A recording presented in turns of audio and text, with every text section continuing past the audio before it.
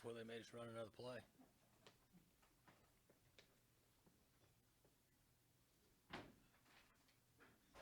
We had a good practice last night, and players have recovered from the win, and I've seen them around the office today and watching some tape on their own, and so we're back at it next week. We've got a really good challenge with Texas Tech to try to minimize their scoring and continue to play well on offense. Their quarterbacks are really, really good players. We all know. I'm not saying anything everybody doesn't know. I think he's a potential first-round pick. He reminds me a lot of Dak Prescott. When we played Dak when he was at Mississippi State, he was younger at that time, but the style of play, body, strength, speed, ability to run and throw in different positions reminds me a lot of him. And they've obviously scored a lot of points. And so we've got a great challenge. We're a pretty healthy football team, and attitude of our players is really good. So we need a good week, get a lot of work in, and be ready to go on Saturday. Usually most of Texas Tech's scores look like a basketball game. As a head coach, how challenging is it to balance the excitement of succeeding on offense with the frustrations of defense? Well, you can't look at this game any different than in the other games. You know, we have to try to minimize big plays on defense. Offensively, we have to execute and be sound in our game plan, and we need to improve on special teams from the last week. And then you just have to get in the flow of game. You know, we play a lot of games in this league where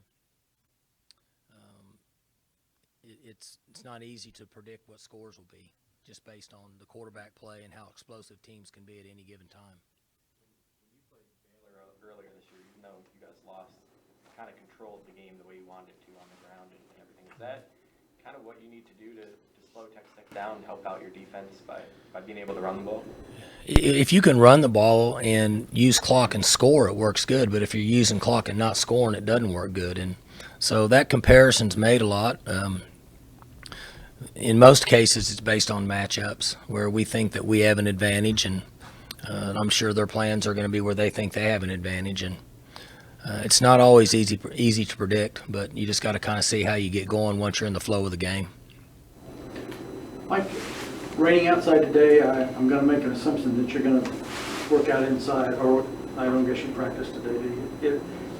Are you ever concerned about practicing indoor so much that if you play a game in the rain that you're not ready? If we were playing in the rain on Saturday, we practice outside in the rain. If the weather's going to be nice, then we'll go inside. Number 9, Jonathan Giles, averaging 109 yards a game. How good a receiver is Giles? Well, they've got a number of guys. They always have. You know, for years and years, they've got skilled players that can make plays, and they understand their system, and they're really talented players.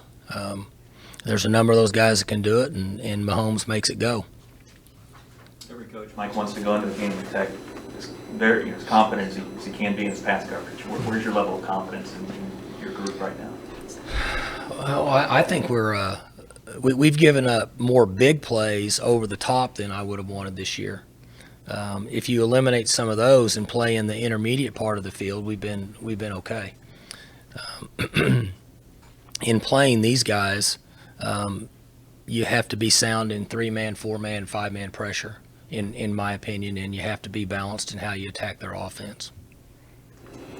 Mike, it's senior day, which is it's kind of unusual to have 2 more games to play after your senior day, but the 3 seniors that we spoke to out here, 3 of the 4 are 2-year guys that came into the program from Kilgore, Iowa Western, different places. Talk about the way you've used 2-year players to kind of augment what you're doing here. We've not brought as many in as we have years ago, but the ones that have come in our program, we've been pretty selective, and I think we've done a a really good job of evaluating them and their character and how they'll fit into our program, whether they can make that adjustment with the structure that we have in our program.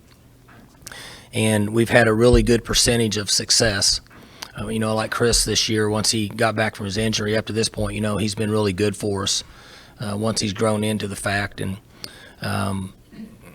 it's a little bit of a risky business just based on our system and how we are and with accountability and our structure, and we don't vary much here. So sometimes it takes a young player a year and a half to get into the flow of what it takes to be a part of our team. And when you bring a 2-year guy in, obviously there's not a lot of time left.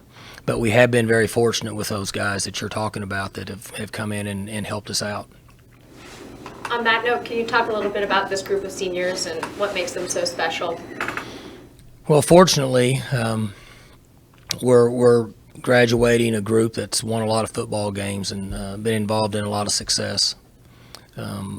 This group over the last few years, our APR numbers, once we got 4th and 5th year seniors under control, guys that were going to try out for the NBA, or not the NBA, the NFL. I was thinking about the Thunder playing well last night. The NFL, those guys, our APR has gone through the roof, and they've been very successful. So they're doing everything right. They're very loyal to this program. We've been loyal to them, and that's what's created this environment where we've had a large group of successful seniors for a number of years now. Albert's a guy with an incredible backstory. What's it like as a coach and you see him come out on senior night knowing all he's been through to get to that moment? Who's that? Devontae Everett. Oh, yeah. He's a pretty unique individual. We don't get a lot of players from Detroit down here, but he had led the nation in junior college in tackles his last year there, and had come in here and made an adjustment. His first 6 months here wasn't as smooth as what you'd want to be, just from the different environment he's in here compared to where he was before he came here. But since then, he's been great. He's very loyal. He's an extremely hard worker, and he's been a tough, competitive athlete for our team. Mike, Grant Newell is a scout teamer who's going to be celebrated on senior day too. I know he's on some return coverages for you. What is he meant to this team, being a non-scholarship guy, working his butt off on the scout team to be celebrated like this at the end? Well, and he's really, we should have used him earlier. We put him out there, and he's been very effective. In the backside of our kickoff return, he's been one of the better blockers we've had, and that position is extremely difficult in some of the returns we use. And I've said this from day one that I've always had a soft spot in my heart for guys that are willing to walk on and do it for free, because there's a tremendous price that has to be paid to play on our team, and it's year-round. And some guys do it because they love the game, like Grant, and some guys love the game, but they also love to get the free money, the scholarship. And so it means a lot when we have young men on our team that are willing to play the game for all the right reasons. Regarding your pass coverage, the numbers may not bear out that it's an elite level group, but when the game's been on the line the last couple of times, they've come up with key interceptions and stuff. Just talk about how that. They've gotten turnovers at key times, and when their backs were against the wall, they've played pretty well in those possessions. We need more consistency throughout the middle part of the game on normal down and distances and situations that you get into. 65% of the game is played under normal circumstances. So obviously that's the majority. We need to play better in those situations. We need to make sure we're in our gap and slow the run down. And then, I go back to playing Tech and with Mahomes, we have to be consistent in our pass rush. And we also have to understand that it may seem like your biological clock is going off as a pass rusher, but it may not be over with his ability to move around and extend plays. I think that's as important as any part in defending their offense with him at quarterback, in my opinion. To that effect, Mahomes was terrific against OU a couple of weeks ago when they put up 59 points. Who was that? I thought it was like a Secret Service guy or something standing right here. I know the election's tomorrow, and I thought maybe everybody was getting nervous. Sorry about that.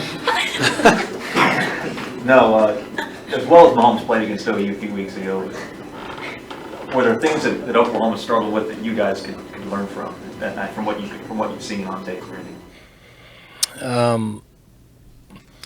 That was a very unusual game,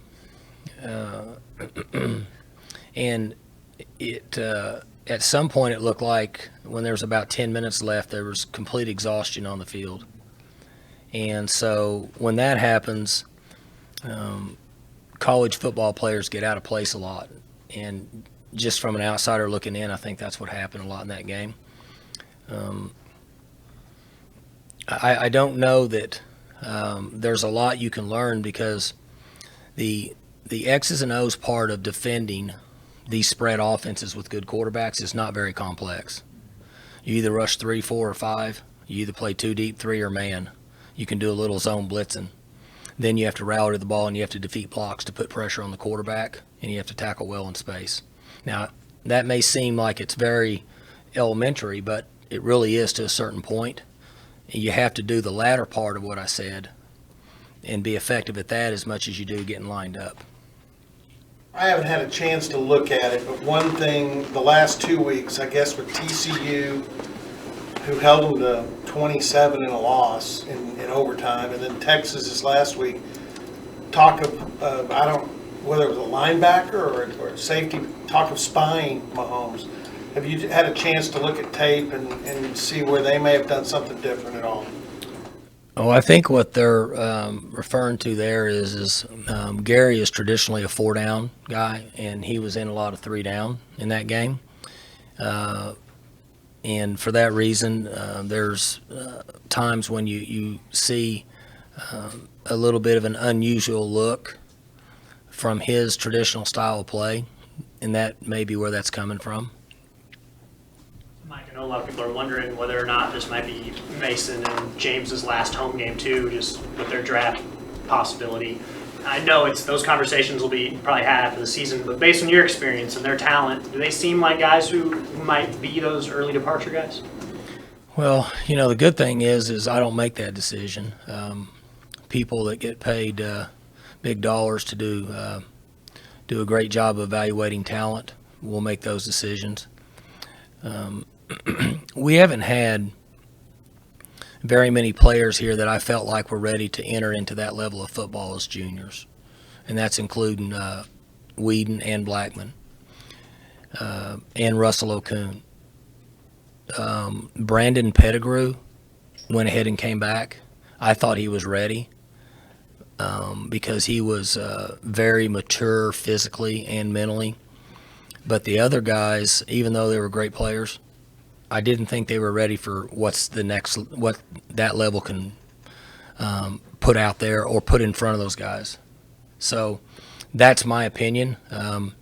Both of them played as freshmen, so they're still very young. And last night I watched a little bit of the end of that game on TV, and you guys are all football fans, and if you watch that game, that's a completely different game than our level. It's not even the same. Those guys are all big. They're all fast. The windows those quarterbacks have to throw in are so small. And the strength that is required by those receivers to get off the press coverage that they get from those corners, and the defensive ends that are rushing those quarterbacks, it's pretty amazing they ever get one off. And so I think both of those young men have great futures in this game, but in my opinion, they need to grow and they need to mature. But that's a decision that they have to make with themselves and or their family. Last year, Emmanuel was honored just in case he did take that route. Can we anticipate Mason and James will do the same thing? I think he was in his 4th year, right? He was a 4th-year guy. We'll do that to 4-year guys. Will Aitman be honored? No. In fact, we're going to redshirt Aitman. I'm glad you brought that up. I was meaning to have that discussion, and I forgot about it. Good call there. Mike, I was talking to Coach Yersich a little bit earlier about your use of virtual reality in recruiting, the goggles that make you feel like you're somewhere when you're not actually there. How did that all come to be? That was our social media people, myself, our recruiting office. We have meetings in off season and try to look way out in the future of what would be something new. And that was one of the topics that we discussed. And then we had a really good connection of a friend of mine who has ties with Oklahoma State that's involved with a virtual reality company. And so we were able to get in on the front door, and it's been really good for us. Have you seen that drone racing on ESPN? Yeah, I've seen some. When they do it with a virtual reality looking, that's pretty awesome too. That'd be a hell of a sport. I mean, because you're not going to get hit. You don't have to be in good shape. And if you have eye problems, they can fix it, and you can just do it forever. But that's a pretty cool virtual reality sport. But for us, it's been really, really good. But what it allows you to do, Kyle, is you can take a setting from campus, everyday lifestyle, where our players live, everything that we use in recruiting, game day, the walk, the fans, and put it into a story, and people that may not be able to get here and see that, they can see it. So it gives them a good feel for what it's like to be in that environment is essentially what we're trying to sell in recruiting. I know he didn't play very much after he kind of came off limping and early in the game, but are you worried at all about Justice Hill hitting that sort of freshman wall that you talked about? Or I think he's already gone through it. He was in an unusual situation Saturday. We got hit from a couple angles, and then he got the weight on his shoulders pushed him backwards. So I think it scared him, and that's fairly common in that situation. But he's doing really well. His practice habits are great. He didn't break loose Saturday, but I still think that he's in a really good physical condition right now, and that could happen at any time. It's a good question, though. I was wondering the same thing when he came out, but he's rallied back and he's fine. seeing what Chris has done the last 3 weeks, I mean, you don't have to use Justice the way you did. You're right. It's helped us. And I mentioned that when Chris came back. We needed him to take 12 to 14 carries away, and Chris is running good. Chris is playing good. You know, that last run he had, or those runs that he had the last drive were pretty impressive against a team that's has traditionally been pretty stingy against the run and good tacklers. So he's certainly a valuable part of our team at this time. Mike, I'm sure you feel for Villy, considering all the injuries he's gone through. At this point, do you know what his football future is going to hold, being that he's suffered another season? Well, he has an Achilles injury, but, they repair it and move forward. And you never know for sure on an injury.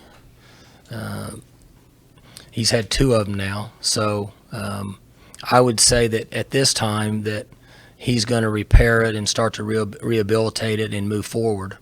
And then in 4 or 5 months, he would have to make a decision on what he wants to do with his future.